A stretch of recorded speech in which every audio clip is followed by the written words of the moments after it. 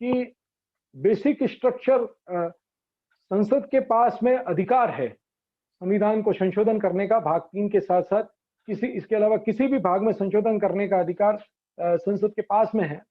लेकिन ये नहीं भूलना चाहिए कि वो basic structure of the constitution can not be amended.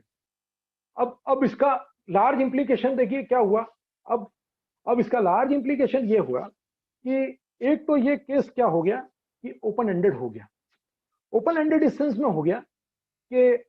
अब सुप्रीम कोर्ट के पास में, सुप्रीम कोर्ट ने ये कह दिया कि हम केस टू केस अब डिफाइन करेंगे कि what is basic structure of the constitution. दूसरी बात कि इसने सरकार को या पार्लियामेंट को ये शक्ति दे दी कि वो अमेंडमेंट कर सकती है कॉन्स्टिट्यूशन के अंदर, और वो लेकिन उसके लिए सीमाएं भी निर्धारित कर दी। तो एक तरीके से सुप्रीम कोर्ट ने क्या किया कि एक हाथ से तो सरकार को कुछ चीज दे दी, लेकिन दूसरे हाथ से उसने उसको वापस ले लिया। और जो प्राइम मिनिस्टर गांधी थी, मिसेस गांधी, उन्होंने इसके बारे में वो साइलेंट रही, लेकिन उनके जो सरकार के जो लोग थे या उनकी पार्टी के लोग थे, और उन्होंने ये कहा कि ये एक तरीके से एनक्रोचमेंट है, एक तरीके से आपकी जो संवैधानिक जो स्थिति है पार्लियामेंट की, उसका वो एनक्रोच करने का प्रयास सुप्रीम कोर्ट ने किया है। लेकिन ये आप देखेंगे कि जो सुप्रीम कोर्ट है वो आने वाले समय में ये एक नजीर पेश हुई। और मैं ये जरूर मेरा ओपिनियन है कि केशवानंद केस के बाद में बहुत सारा जो कंफ्यूजन था, और 1951 के बाद में जो फर्स्ट अमेंडमेंट के बाद से 22 ईयर्स तक जो एक कंफ्यूजन था कि whether the parliament has the right to amend the constitution, और to which extent parliament can amend the constitution, और which part of the constitution can be amended और नॉट अमेंडेड, ये सारे इश्यूज को कुल मिला के सुप्रीम कोर्ट ने केशवानंद केस में उसको बहुत हद तक क्लैरिफाई किया।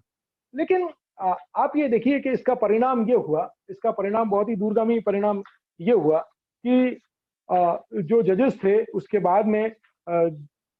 सुप्रीम कोर्ट के जजेस थे, उनकी सीनियोरिटी को ब्रीच किया गया। और 1973 में उसके बाद में जस्टिस शैलट, जस्टिस ग्रोवर और जस्टिस हेगड़े को छोड़कर अजीतनाथ रे को भारत का चीफ जस्टिस बनाया गया। और उसके बाद में ये परंपरा 1977 में भी वापस चलती रही कि HR खन्ना की जगह HM बेग को बनाया गया। तो कहीं ना कहीं ये माना गया कि इन्होंने जो केशवानंद केस में जो जजेस ने डिसीजन दिए वो सरकार को थोड़े कम पसंद आए। तो पहले भी हमने बात की थी कि मोर और लेस ये हम उसका पॉलिटिकल एंगल से ही बात करेंगे। लीगल एंगल से हम लोग लीगल एंगल को भी देख रहे हैं, लेकिन पॉलिटिकल एंगल क्योंकि हम भी as a student of political science जब हम बात करते हैं तो उसका लीगल एस्पेक्ट तो इम्पोर्टेंट है ही, लेकिन उसका हमें पॉलिटिकल एंगल भी देखना चाहिए। क्योंकि सरकारें लगातार ये दावा करती हैं और सरकारें ये कहती हैं कि हम लोगों की जो विशेष हम लोगों के पास में जनता का मैंडेट है, और